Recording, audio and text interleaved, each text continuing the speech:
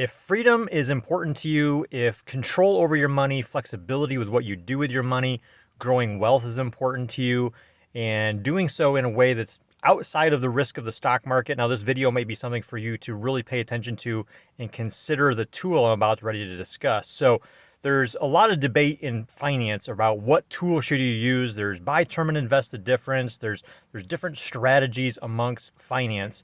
Now, you'll find that a lot of the ultra wealthy people are using different tools than what the poor and middle class are incentivized to use. So for you, if something like freedom, control, growing wealth is important to you, then you need to understand this foundational component that a lot of wealthy people are using in their life and in their finances to help them get to where they want to go. Now, this is not the only thing they're doing, of course, but this is one of the foundational moves that even the middle class and the upper middle class often have missing in their financial arsenal.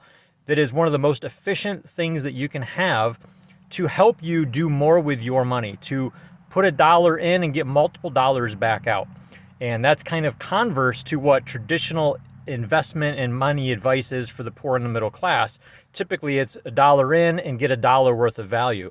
So if you have situations in your life where you want to have your children be able to have more of a predictable and flexible college savings account where you have more control over where that money goes and what it does and has a more guaranteed rate of growth attached to it, this might be something for you to consider.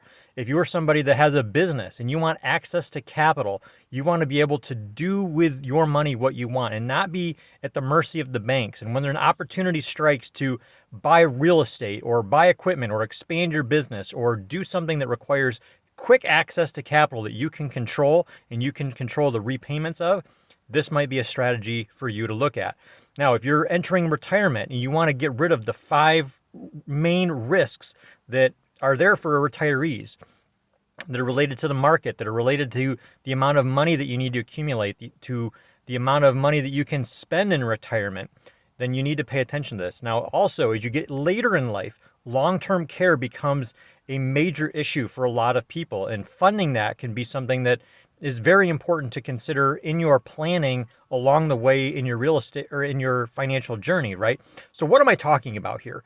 I've laid this groundwork. What I'm talking about here is overfunded, dividend-paying, permanent life insurance. Now, this is opposite of what Dave Ramsey teaches you. This is what, opposite of what Primerica teaches you. They teach buy term and invest the difference.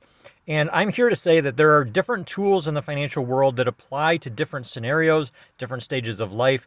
So ultimately, it's about figuring out what is best for you, your situation, the way you think about and want to handle your money. But for a lot of people, cash value life insurance is the ideal asset in their portfolio to do the things that I outlined in the beginning.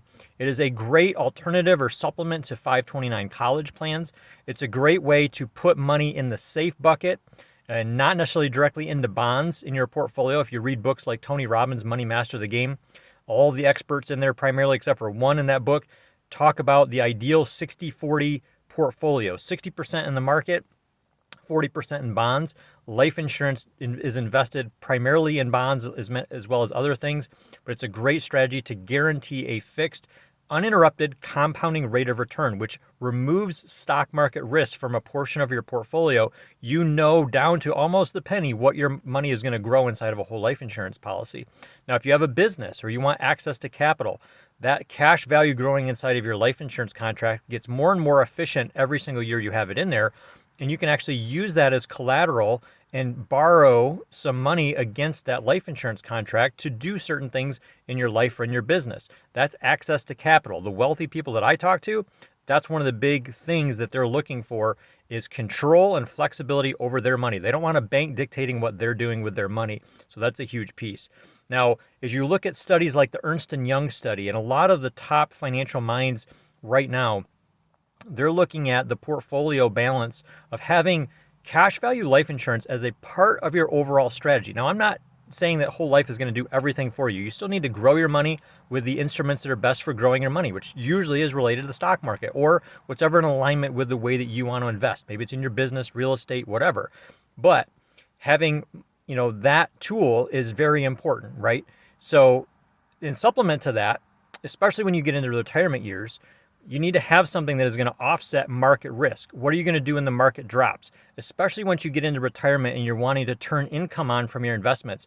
How do you get more money out of your investments safer without the risk of loss? That is where cash value whole life insurance comes in. The Ernst & Young studies show considerably more higher percentage of safe money in Monte Carlo simulations that you can pull out of your overall portfolio when you have cash value there is what's called a volatility buffer. That is very key.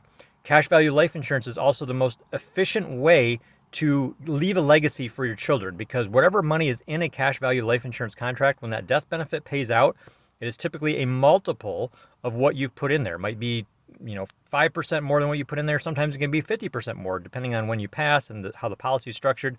So it's a very efficient way to pass on a legacy in a tax-free environment, which, if you believe taxes are going up like I do, that can mean more and more impact you're passing to the next generation.